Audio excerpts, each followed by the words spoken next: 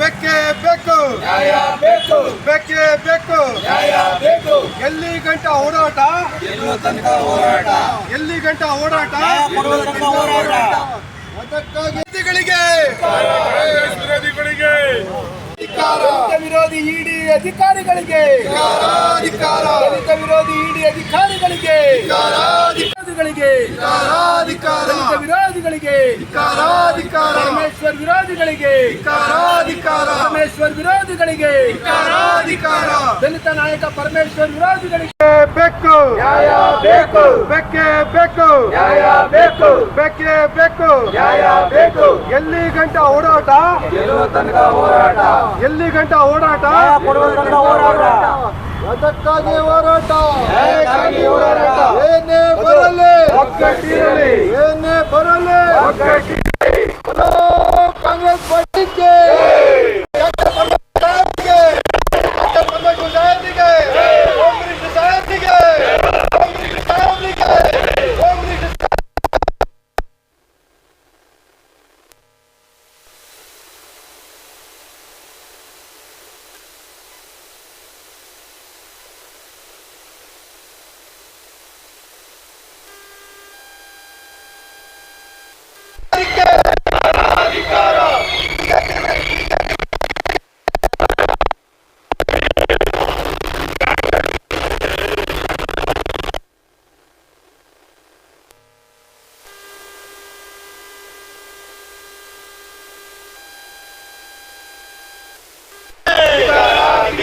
ಸರ್ಕಾರಕ್ಕೆ ಜೈ ಪರಮೇಶ್ವರ್ ಅವರಿಗೆ, ಜೈ ಪರಮೇಶ್ವರ್ ಅವರಿಗೆ, ಜೈ ಪರಮೇಶ್ವರ್ ಅವರಿಗೆ, ಜೈ ಕಾಂಗ್ರೆಸ್ ವಿರೋಧಿಗಳಿಗೆ, ಜೈ ಕಾಂಗ್ರೆಸ್ ವಿರೋಧಿಗಳಿಗೆ.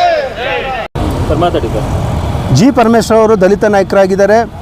ಈ ಒಂದು ಶಿಕ್ಷಣ ಸಂಸ್ಥೆ, ಸಿದ್ಧಾರ್ಥ ಶಿಕ್ಷಣ ಸಂಸ್ಥೆ ಒಂದು 60-70 ವರ್ಷಗಳ ಹಿಂದೆಯಿಂದಲೂ ಕೂಡ ದಲಿತರಿಗೆ, ಅಲ್ಪಸಂಖ್ಯಾತರಿಗೆ, ಶೋಷಿತ ಸಮುದಾಯದ ವರ್ಗದವರಿಗೆ, ಹಿಂದುಳಿದ ವರ್ಗದವರಿಗೆ, ಅಸ್ಪೃಶ್ಯ ಜನಾಂಗದವರಿಗೆ, ಶಿಕ್ಷಣದಿಂದ ವಂಚಿತರಾಗಿದ್ದಂಥ ಈ ಒಂದು ಸಮುದಾಯಗಳಿಗೆ ಶಿಕ್ಷಣ ಸಂಸ್ಥೆಗಳನ್ನು ಹುಟ್ಟುಹಾಕಿ ಸ್ಥಾಪನೆ ಮಾಡಿ ಈ ವರ್ಗಗಳಿಗೆ ಶಿಕ್ಷಣವನ್ನು ನೀಡಿದಂಥ ಒಂದು ಬೃಹದಾಕಾರವಾದಂಥ ಸಂಸ್ಥೆ ಸಿದ್ಧಾರ್ಥ ಶಿಕ್ಷಣ ಸಂಸ್ಥೆ. ಈ ಸಂಸ್ಥೆಯನ್ನು ಪರಮೇಶ್ವರ್ ಅವರ ತಂದೆಯವರು ಹುಟ್ಟುಹಾಕಿದರು. ಈ ಸಂಸ್ಥೆಯಲ್ಲಿ ಸುಮಾರು 30,000 ವೈದ್ಯರು ಈ ಒಂದು ಶಿಕ್ಷಣ ಸಂಸ್ಥೆಯಲ್ಲಿ ವೈದ್ಯ ವೃತ್ತಿಯನ್ನು, ಶಿಕ್ಷಣವನ್ನು ಪಡೆದು ಹಲವಾರು ಇಲಾಖೆಗಳಲ್ಲಿ ಕರ್ತವ್ಯ ನಿರ್ವಹಿಸ್ತಾ ಇದ್ದಾರೆ. ಮತ್ತು 60,000 ಜನ ಇಂಜಿನಿಯರ್ಗಳು ಅವರು ಕೂಡ ಶಿಕ್ಷಣವನ್ನು ಪಡೆದು ಹಲವಾರು ಹುದ್ದೆಗಳಲ್ಲಿ ದೇಶಾದ್ಯಂತ ಕರ್ತವ್ಯವನ್ನು ನಿರ್ವಹಿಸ್ತಾ ಇರುವಂಥ ಒಂದು ಬೃಹದಾಕಾರವಾದಂಥ ಶಿಕ್ಷಣವನ್ನು ನೀಡಿದಂಥ ಶಿಕ್ಷಣ ಸಂಸ್ಥೆಯಾಗಿದೆ.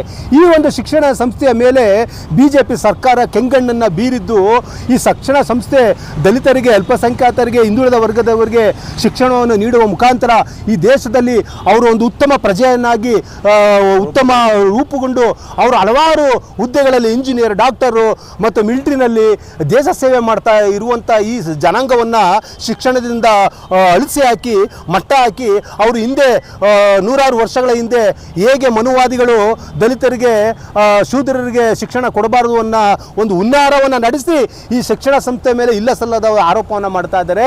ಆದರೆ ಪರಮೇಶ್ವರ್ ಅವರು ಒಬ್ಬರು ಪ್ರಾಮಾಣಿಕರಾಗಿದ್ದಾರೆ, ದಕ್ಷರಾಗಿದ್ದಾರೆ. ದಲಿತರಿಗೆ, ಈ ಒಂದು ಬಡ ಜನರಿಗೆ ಉಚಿತವಾದಂಥ ಶಿಕ್ಷಣವನ್ನು ನೀಡುವಂಥ ಶಿಕ್ಷಣ ಸಂಸ್ಥೆ ನಡೆಸ್ತಾ ಇದ್ದಾರೆ. ಇವರ ನಾಯಕತ್ವವನ್ನು ದಮನ ಮಾಡಲು, ಈ ನಾಯಕತ್ವಕ್ಕೆ ಮಸಿ ಬಳಿಯಲು ಒಂದು ದೊಡ್ಡ ಷಡ್ಯಂತ್ರವನ್ನು ರೂಪಿಸಿ ಇಡಿ ಅಧಿಕಾರಿಗಳನ್ನು ಚೂ ಬಿಡುವ ಮೂಲಕ ಒಂದು ಶಿಕ್ಷಣ ಸಂಸ್ಥೆಗೆ ನಾಶ ಮಾಡುವಂತ ಹೊರಟಿದ್ದಾರೆ.